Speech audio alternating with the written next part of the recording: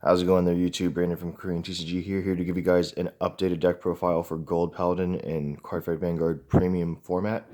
This build I've been working on and playtesting for a couple months now, and it is absolutely flawless. It's of course going to be different with this guy being banned, unfortunately, but it still works just fine. You're still able to beat Riviere. Unfortunately, there wasn't anything for Bermuda for premium format. No starter was hit, no restrictions for the superior ride, whatever. Not a big deal. Yes, there's still going to be a force to be reckoned with until the next list, or unless Bushiroad just puts out something a little early, like whatever Konami does for Yu-Gi-Oh! So we can only hope and pray with our fingers crossed. But for this deck, it still works completely fine. If anything, it's a little bit more consistent with your ride target, so you're able to guarantee your superior ride with Ezel more. And yeah, just without further ado, just wanted to point out the elephant in the room if no one was aware, or if anyone read the title and was like, wow, the ban list hit. Yep, hit us overnight. So let's go ahead and get into it. I'm going to do the main deck first, of course. Alrighty. There we go. Reach over there. 4 copies of Blonde Ezel, of course. A lot of people were speculating before the list, or I mean, like weeks after the list came out, what else was going to get hit aside from the original Wonder Ezel from G Series. People thought that maybe Blonde Ezel will go to 1, just like Ange, or what if Beaumains was hit to 1 or completely banned? Were people going to have to buy out OG Bowman from way back in the day when Gold Paladin first got their first wave of support for Vanguard? People have to try to name cheat and do stuff like that. Maybe tech in 3, heck, 4 Kerfs in the main deck. No, absolutely not. You're still able to play 4 Blonde Ezel. You're still able to do a lot of name cheats with this. Bowman, Kerfs in the Soul, and Ravenhair. It's ridiculous. So thank goodness we're still able to play 4 of those. Next for the Great Threes, we're playing 4 copies of Ravenhair. Absolutely amazing card. So glad we were able to keep this. Bumped it up to 4, of course, because I took out Platina. Platina, in my opinion, I don't see it being played too much. I mean, sure, it might, but that guaranteed ride from Wonder Ezel, just you'll be able to superior ride away your opponents at grade 1. Wonder Ezel, if they give you a counter blast, heck, go to Raven, and then just call the one Wonder Ezel if you have the 1 in hand. Go to Platina. No more rides for the turn. I mean, of course you can ride some more, but that's pretty much it. Like once you're on Platina, that guarantees your Spirex combo for a possible kill turn.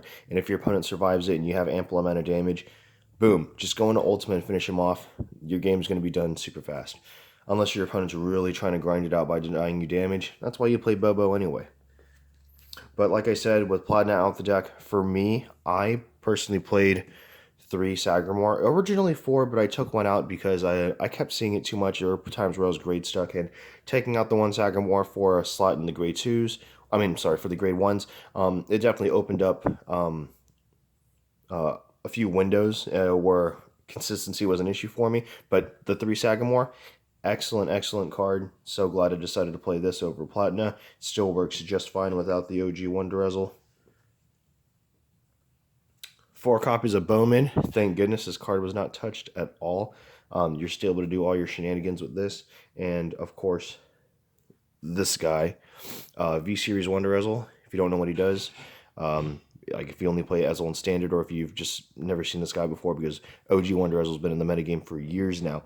It's on Vanguard Circle, Soul Blast 1, and retire a Crimson Lion Beast Hoel on Vanguard Circle. So it can be the new one or the old one, preferably the old one from my playtesting. Search your deck for up to 1 Blonde Ezel, write it as stand. It gets drive -1, shuffle it until end of turn, then you shuffle your deck. So this and Bowman just say, hey, no matter which grade 2 you ride, you're able to guarantee your Blonde Ezel ride.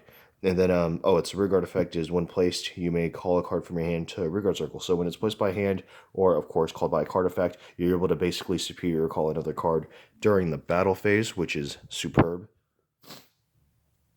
And last but not least, just 1 Bobo. I played 2, but I always see the 1 when I need it, so I just play the 1.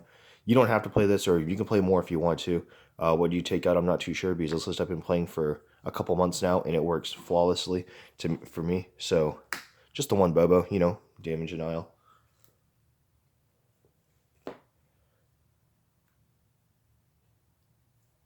Moving on to grade 1s, we play 3 copies of Brinius. I assume that's how you pronounce it. Works just fine at 3. I see it as many times as I see it just the right amount of times that I need to per game.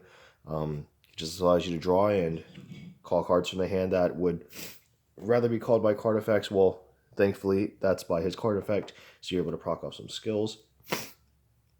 3 copies of Howell, obviously. Play OG Wonder Ezel now. I get it almost every time. I get it more than Beaumains. Like, if I can't draw Blonde Ezel to hand for the life of me, and I always get Riviere for some reason, just go Wonder Ezel, Howell, bomb it.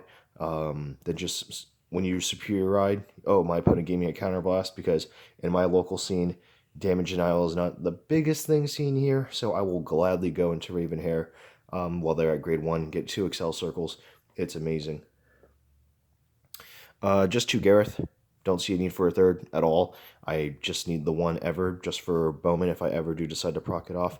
But aside from that, if I just want a name sheet, and let's say I'm already ridden on a Blonde Ezel, and I have the opportunity while my opponent's at grade 1 or 2 to stride that turn, and I want to get more Excel circles, so with the Spirex, just have a Beaumains on rearguard circle, call the one Gareth, Soul Blast a Kerf. It still works just fine. 2 copies of Nindrain. I don't need to see it any more than 2 times per game. A third to me was always a little overkill, and I was always able to send it back with Sleimy Flare if I needed a target to choose for its cost or for its skill. And then the last grade 1 of the deck is Malignant. I'm not sure how to pronounce this dude. It's so old, but yeah, he's just there as a failsafe if you really need the counterblast, and you have all the soul in the world. Bobo's giving you soul. Superior riding with OG Kerf. He's going to give you a ton of cards in the soul. If you soul charging with Howell and this guy, you'll have all the soul in the world. So just in case you need it. Speaking of Kerf. Last of the normal units for the main deck, just 2 OG Kerf. I see it as much as I need to. When the opportunity arises and I can't pull it off, 2s always seem to be a bit always consistent for me. Never need to play it at 3. If you want to try it out 1 and you want to take out 1 for a Bobo, completely fine. Moving on triggers, still very, very simple. Just 8-4-4. I like to mix it up. I don't know why. Maybe I think I'm going to surprise my opponent. How many crits is this guy playing? And then for heal, I still play just the one Shaggy Rabbit. It's just a bit of a failsafe if my opponent damage denials me, or if they think I can just G-guard this one, and they assume I'm only playing the V-Series heal. You're wrong. I'm teching in this guy. I always draw when I have to. They always say that foil stack. That's not the reason why I'm playing it, but I do always see it when I need to, and I'm at 2 damage. I had 1 counterblast open. I'll just drop this. I'll drop a Rack Tome if I need to, and just draw into my Ultimate Stride piece, my grade 3. And then, of course, you're playing the one V-Series Kerf for your starter. Play a token. It's not mandatory. Alright, so this is the stride that everyone thought was going to get hit or restricted in some way. 3 copies of Spirex. This guy was not touched at all. There was no restriction with him in Platina. It's just as long as Wonder Ezel was gone. Platina is not going to go, but in my build, in my playtesting, it's not necessary. Just 3 of this, still super, super good. 2 copies of Gurgit Helios. I never go into this guy, so I guess he's primarily flip fodder. 2 copies of Glorious Reigning. Very easy to kill an opponent with this if you have ample amount of cards face up in the G zone and they're already pushed to like 4 or 5 points of damage, and your opponent has minimal cards in hand, like 5-6 cards. They got to guard all sorts of attacks and then some. The one Ultima, obviously. 1 Progenitor, because I think I'll go into it one day, but I'm not certain, so it's just there just because. And 1 Sabreeze, it's just flip fodder for Spirex. I only play 2 copies of Sleimy. I never need to go into it more than twice, so save your money and just get the 2 if you feel like you'd ever need to go into the 3rd. Sure, buy the 3rd. Let's see. It hasn't come in the mail yet, but I want to play 2 copies of Elise just to get into Ultima First Stride. And then 1 copy of Colburn. I don't play Dismal. I don't see the need for it. Colburn in case my opponent just built up massive hand and I'm running low on guard, or it's just RNG coming to play. Colburn's just there, but aside from that, he's just fodder for her. Same thing for Rakdome, but Rakdome has come in clutch so many games. My opponent's just swinging in for a decent number. I hit ample amount of triggers in my damage zone. I can just G-guard this real easy. Countercharge with the rabbit, draw, and there was a time where I was ridden on Raven Hair, didn't have a single Raven Hair in hand, drew into the Raven Hair with this Ultimate Stride Ultima next turn, and won the game. So yeah, incredible. And of course you're playing your Excel 1s, Excel 2s, whichever one you want. It doesn't really matter. I'm not going to tell you which one you should play because it's literally all personal preference. Depends on the game and your matchup and your local scene. I don't go into no more than 4, maybe 5. I just got to get another one. I have more elsewhere in a stash. It's my Silverthorn ones. But yeah, you guys need more, of course. Just so you guys don't get the rule shark over there. And it's like, hey, even in a local scene, there'll be that dude. You didn't grab a gift, automatic DQ. They just want to get you prepped. But anyway, guys, that's it for the deck profile. And I'll see you guys next time.